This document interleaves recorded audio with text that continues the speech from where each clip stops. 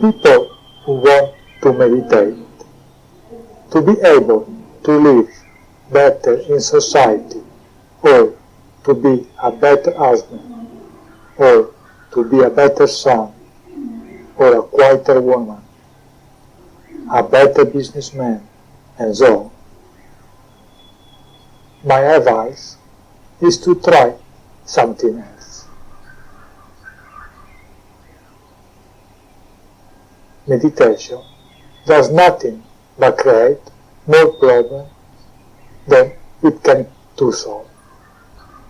If you are interested in the kind of life the society offers. Pray or repetition of a mantra can help. When you have insomnia problem, transcendental meditation and mantras are of great help.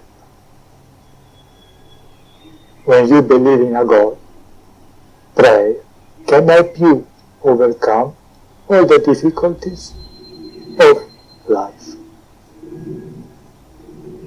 When the speaker sees people who live in society, where the speaker is, make no difference.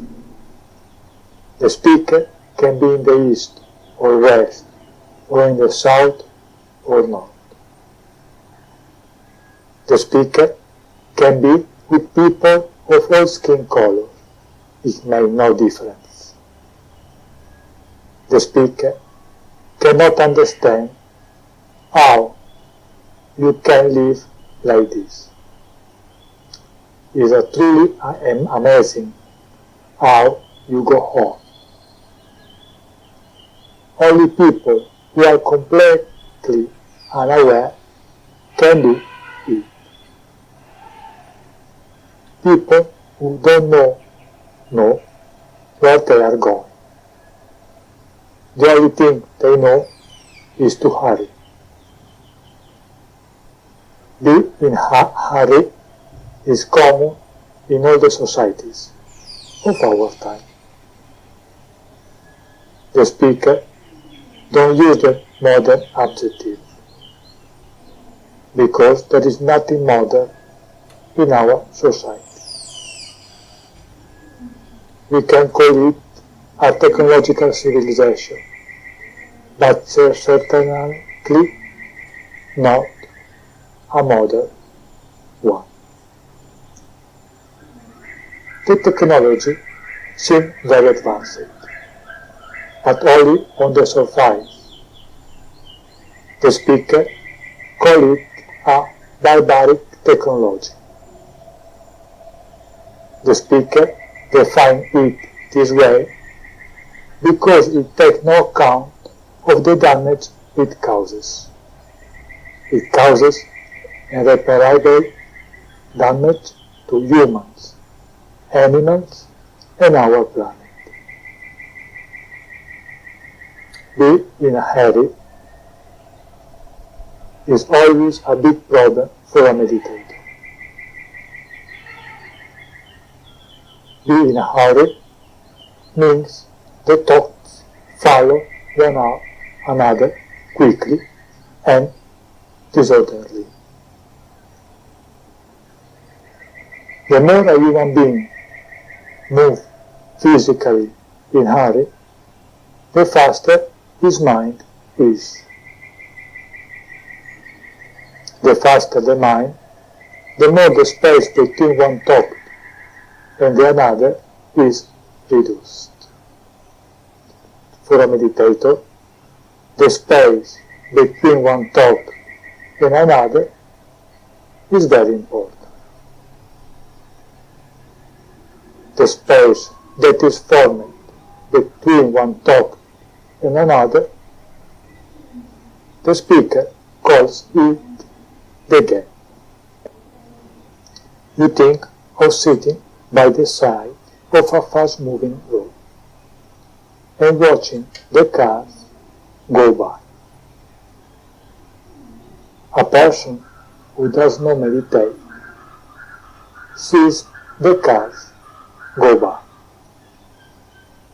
A meditator will see the empty space between the two cars with a speaker called a gun. So the thought will be the car, and the empty space that is formed between one car and another correspond to the vacuum between one thought and another. The difference between a meditator and a non-meditator is simple. A non-meditator is concerned with what the mind thinks. A meditator is concerned with the gap between one thought and another. A meditator cares nothing for what the mind thinks. The only thing that matters is the gap between one thought and another. At the beginning, this gap is so small that it is not perceptible, but with patience and commitment, this gap can increase. Here, the Vipassana meditation technique begins to come into play. Vipassana is a meditation technique which consists in observing one's natural breath. Breathing has 4 distinct parts: inhalation, pause, exhalation, pause. People are generally only aware of the inhalation and the exhalation. A natural breathing made up of 4 parts. But unfortunately, people breathe very superficially and quickly. So, before starting the Vipassana meditation techniques, a person must breathe naturally. It sounds incredible, but we don't breathe naturally, and that is a problem for a meditator. The connection between the mind and the breath is very important. Therefore, the Vipassana meditation technique is the most important technique. Vipassana simply consists of observing one's breath. Sit in a comfortable position and never do a meditation unless 2 hours have passed since you ate. The only recommendations are to keep your back straight and close your eyes gently.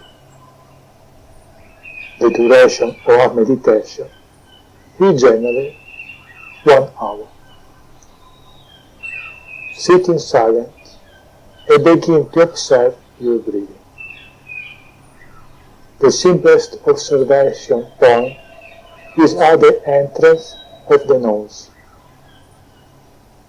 When the breath enters, feel the contact at the beginning of the nose. Look at it from that point. Contact will be easy to observe. The breath will be too subtle. At the beginning, just observe the contact. Breath comes in and you feel it come in. Watch it. You will feel comfortable in observing the breath. You will become aware of the 4 parts of which the breathing process is formed. The observation point is not important. You can choose any place.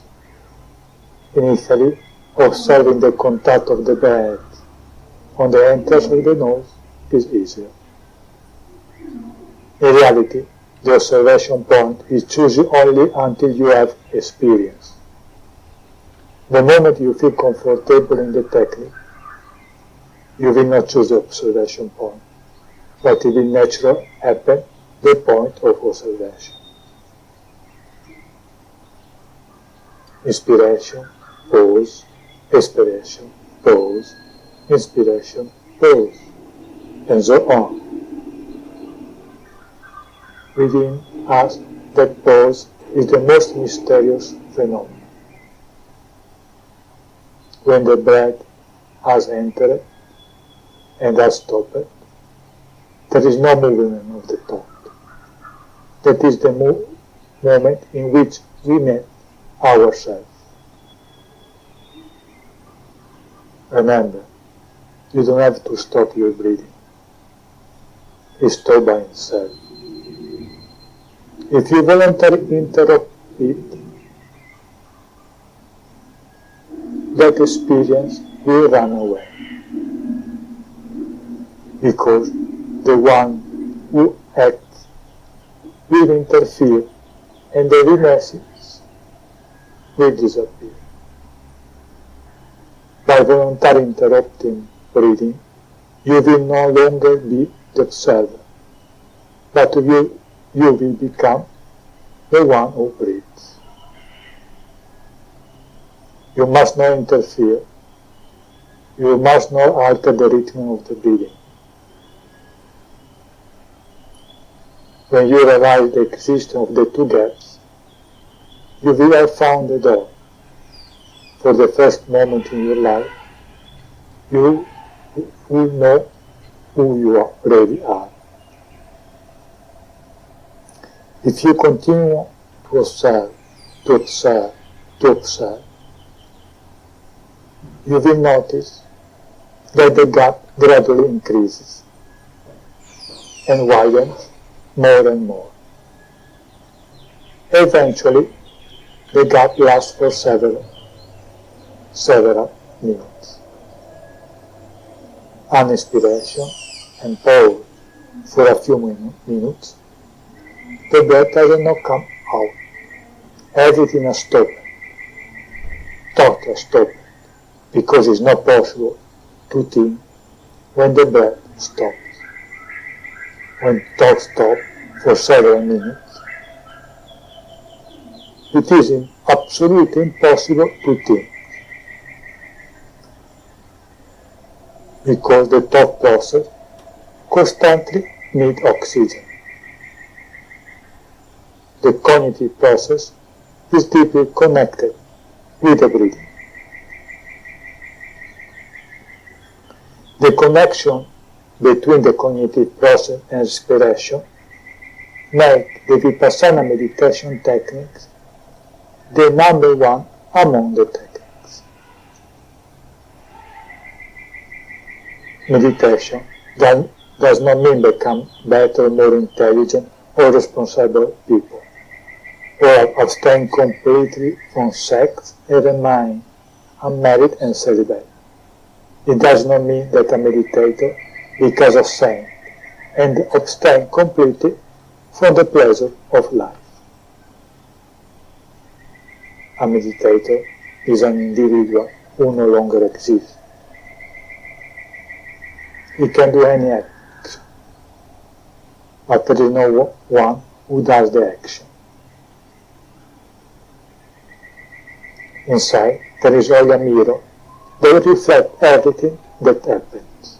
The purpose of a meditator is not to be, but that of non-being. The goal of a meditator is to become a non-entity, empty. The journey ends when there is no longer anyone inside. The speaker does not think there are many people who are interested in disappearing, especially with the education we receive. So there are not many people interested in true meditation. Life is a paradox, because the moment we cease to exist, for the first time, we will truly exist. Thank you for listening.